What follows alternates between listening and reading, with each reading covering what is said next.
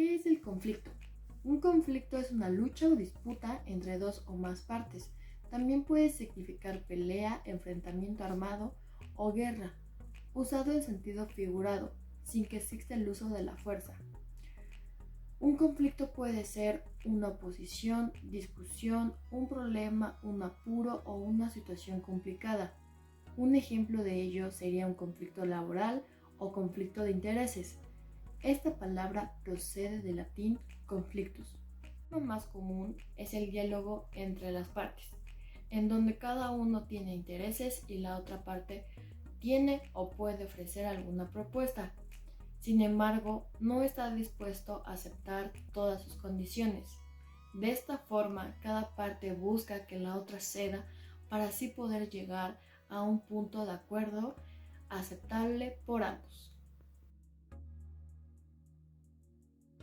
Los conflictos pueden variar debido a la ideología, recursos, expectativas dentro de las relaciones personales, choque de personalidades, etc. El licenciado Víctor Mejía menciona en una publicación que existen dos tipos de conflicto. El primero es el conflicto tipo C, conflicto cognoscivo, también conocido como conflicto sustantivo. El segundo, el tipo A, conflicto afectivo, también se le conoce como conflicto emocional. El conflicto cognoscivo surge de la diferencia de opinión para la solución de problemas. Incluye diferencias de opinión en metas, políticas, asignación de tareas, asignación de recursos, recompensas, políticas, etc. Está fuertemente relacionado con el aumento en el desempeño de la empresa. Por otra parte, el conflicto afectivo está relacionado con el choque de personalidades, cuando un problema se vuelve personal o en general de los sentimientos de las personas participantes. Se asocia fuertemente con la disminución del desempeño. Los conflictos reales son aquellos que realmente existen y se derivan por varias razones, ya sea estructurales o del entorno. Pueden ser económicos, legales, relacionales, etc. Los conflictos imaginarios surgen de malos entendidos, interpretaciones o percepciones. En este tipo de conflictos no existe la voluntad de ambas partes del diálogo. En los conflictos inventados, generalmente una de las partes busca conseguir algún beneficio. Esto hace que en realidad se vuelva una manipulación. El conflicto intrapersonal ocurre dentro de la mente del individuo. Esto quiere decir que tiene su origen en eventos privados, como son valores, emociones, pensamientos, etc. Este tipo de conflicto tiene diferentes niveles. Los conflictos interpersonales son aquellos que surgen en el proceso de interacción entre personas. Generalmente aparecen rápido, ya que solo es necesario que una persona se sienta atacada o ofendida para generar malos entendidos. Pueden aparecer prácticamente de cualquier cosa, desde celos hasta conflicto de intereses en el uso de recursos. El conflicto intragrupal se da entre los miembros de un equipo o un grupo por varias razones. Puede afectar la buena marcha del equipo, así como su eficacia y su cohesión. Crean una preocupación extra que puede bloquear totalmente la capacidad de operar del colectivo. También puede llegar a desarrollar conflictos en cadena. El conflicto intergrupal se da entre grupos y puede llegar a ser muy agresivo, ya que la violencia se deriva de este tipo de conflictos. Tiene como finalidad el reforzamiento grupal y puede incluso justificarse. La presencia de más personas hace que ese tipo de conflictos tenga un efecto de contagio. Los conflictos relacionales ocurren entre los miembros de una familia, amigos o relación, por ejemplo, la mala comunicación entre ellos. Los conflictos de intereses tienen que ver con las necesidades, motivaciones y recursos disponibles. Por ejemplo, cuando un trabajador quiere ganar más dinero por jornadas extra y la empresa no quiere pagarle. Los conflictos éticos y de valores tienen que ver con la cultura y el entorno en el que ha crecido una persona. En el caso de los éticos, ocurren cuando el individuo ha de tomar una decisión que no concuerda con sus valores más profundos. Los conflictos de liderazgo y poder afectan principalmente a las organizaciones. Pueden afectar el rendimiento y la salud de sus trabajadores. Un fenómeno característico de estos conflictos tiene que ver con la lucha de poder. Hola compañeros, yo les voy a hablar de las técnicas de solución de conflictos. Estas se presentan cuando los intereses de cada una de las partes chocan y se hace necesaria la intervención de un tercero o la creación de un escenario de diálogo, negociación o arbitraje. Existen diferentes estilos para manejar los conflictos.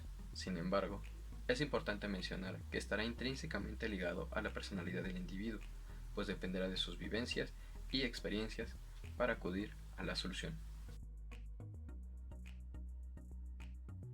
Encontramos 4 técnicas para el manejo de conflictos laborales. 1. El arbitraje.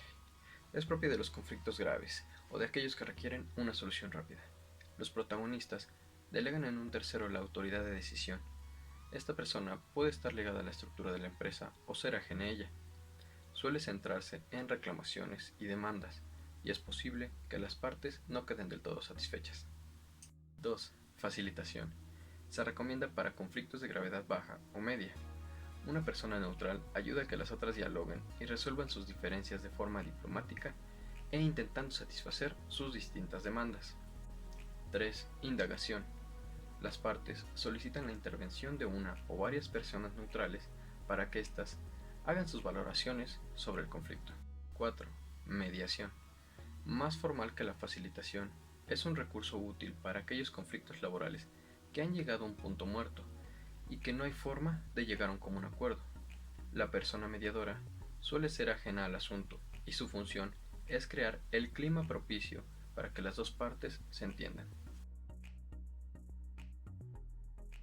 A la hora de entrar en la solución de conflicto, tenemos que tener en cuenta ciertos puntos. 1. Analizar las causas. ¿Cuál fue la razón que originó el conflicto? A veces, las posturas se alejan progresivamente a causa de un detonante, pero las partes implicadas se desvían con discusiones sobre temas innecesarios que, por culpa de ese detonante, las distancian más y más. Número 2. Comunicación cara a cara. La mejor manera de tratar cualquier conflicto es hacerlo directamente, cara a cara con la persona o personas implicadas. En una negociación, además, hay que ser dialogante, saber escuchar y conversar. Número 3. Debemos mantener fuera tabúes y secretos.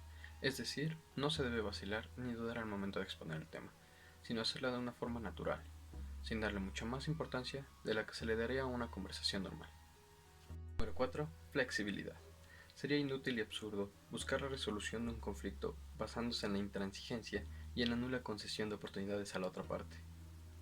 Podemos tener 3 tipos de objetivos: lo que nos gustaría, lo que pretendemos y lo que tenemos que conseguir. Objetivos G. Lo que nos gustaría. Sería lo ideal, lo que queremos conseguir, lo mejor, al menor precio. Objetivos P. Lo que pretendemos. Sería un punto medio de lo que nos gustaría a lo que necesitamos. Y los objetivos T. Es lo mínimo que necesitamos para esa negociación o esos acuerdos. Si no logramos ese mínimo, la negociación simplemente no funciona. 5. Buscar la empatía. En una negociación tiene mucho que ver el qué, pero también el cómo y el por qué. Hay que buscar la empatía con la otra parte, intentar entender sus razones y, por supuesto, que él entienda las nuestras. Número 6. Restablecer el vínculo. En nuestra vida personal, a veces rompemos las relaciones con amigos o conocidos por conflictos de los que, con el paso del tiempo, ni siquiera nos acordamos. Algo similar se podría aplicar al mundo empresarial. Por último, número 7. Fomenta la relación positiva. Esta va muy relacionada con la anterior. Una vez que la negociación para la resolución del conflicto haya surtido efecto, hay que fomentar que se trate de una relación positiva duradera, para evitar volver a la fase del conflicto. Muchas gracias. Compañeros, buenas tardes. Yo soy Luz María y les voy a hablar del tema 4.4, que es la negociación. Anteriormente ya se mencionó este tema, sin embargo voy a profundizar un poco más. La definición de negociación es una situación donde dos o más partes interdependientes reconocen sus divergencias en los intereses de cada uno y tratan de llegar a un acuerdo por medio de la comunicación. Las características de la negociación, en primer lugar, es que cada parte cuenta con sus propios recursos, sin embargo, necesitan los del otro, por lo tanto deciden llegar a un intercambio. Y la segunda característica es que en una negociación ambas partes se dan cuenta que es más beneficioso llegar a un acuerdo que a una ruptura de la relación. Al hablar de tipos de negociaciones tenemos diferentes clasificaciones, pero el más común es por posiciones. En este tipo de clasificación podemos ver que las personas toman pues justamente una posición dentro de la negociación para poder hacer que su propuesta sea aceptada. En el proceso de aceptación lo que se hace es tratar de discutir o argumentar por qué su solución es la más conveniente para ambos, y al mismo tiempo se trata de demostrar que la solución de la contraparte tiene diversos problemas. De esta clasificación surgen dos posiciones extremas, que una de ellas es la que es poco transigente o dura. En este caso, las personas que se comportan de esta forma suelen ser más rudas o agresivas, suelen tratar de anteponer sus intereses y además de eso siempre buscan el mayor beneficio. En el caso del condescendiente o flexible, lo que se intenta es llegar a un acuerdo antes de hacer la separación total o bien ceder para poder obtener algo a cambio, aunque sea menor. De estas dos actitudes extremas que les mencioné antes, a la hora de negociar surgen otros dos tipos de negociaciones: las negociaciones colaborativas y las negociaciones competitivas. En el caso de las negociaciones colaborativas, los participantes son amistosos, el objetivo es llegar a un acuerdo. Además de esto, se informa, se ofrece y se muestra el límite inferior de las peticiones. Caso contrario de las negociaciones competitivas, los participantes son adversarios, lo que se pretende es la victoria. Además de esto, se amenaza, se contrarresta la información que es brindada por los negociadores colaborativos y el límite inferior nunca es mostrado. Son los criterios para elegir el tipo de negociación que es más conveniente.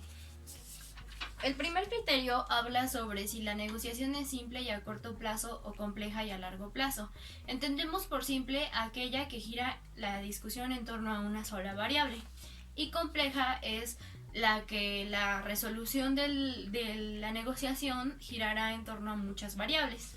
Y la segunda condición, que es a corto o largo plazo, depende de cuántos inconvenientes puedan frustrar la negociación y hacer que ésta se extienda. En el segundo criterio tenemos que incluso a veces antes de llegar a una negociación se tiene la necesidad de llegar a un acuerdo. Esto debido a que la contraparte tiene control monopolístico quizás sobre el tema a tratar, y lo mejor que podemos hacer en este caso es tratar de perder lo menos posible. Esta es, bueno, con este tipo de criterios se opta por tener una negociación colaborativa. Incluso cuando se cede y se anteponen los intereses del otro, es mejor que no llegar a ningún acuerdo. Y por lo contrario tenemos la posición dominante, que es cuando nosotros pues tenemos las de ganar y la ventaja, y obviamente se va a obtener el mayor provecho de esta negociación. Sin embargo, pese a la obviedad de que ya tenemos las de ganar, lo que se debe hacer es tener cuidado y saber si las soluciones que nosotros planteamos son realistas y se van a poder llegar a cumplir.